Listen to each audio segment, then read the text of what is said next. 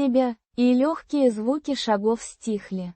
В себя means into oneself, or within oneself. V is a preposition meaning in, or into. Sebya is the reflexive pronoun, oneself, in the accusative case, indicating that the action is directed inward.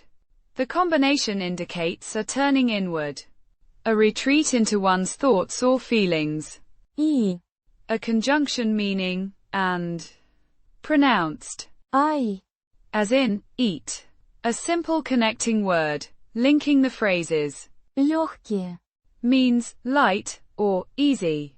It's the plural, adjective form of лёгкий lyogkiy. Here it modifies звуки sounds, describing them as faint or quiet. звуки Means sounds. The plural noun, pronounced. звуки It refers to the auditory perception being described. шагов Means of steps. The genitive plural form of shag shag, meaning step. It indicates that the sounds belong to footsteps. стихли Means fell silent or became quiet.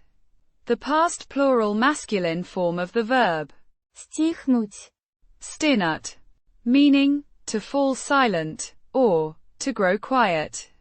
This is the main verb of the sentence, describing the action of the sounds. Putting it together в себя и лёгкие звуки шагов стихли. means into oneself, and the light sounds of footsteps fell silent. This suggests a moment of quiet reflection where even the faintest sounds cease to be noticed, indicating a deep inward focus.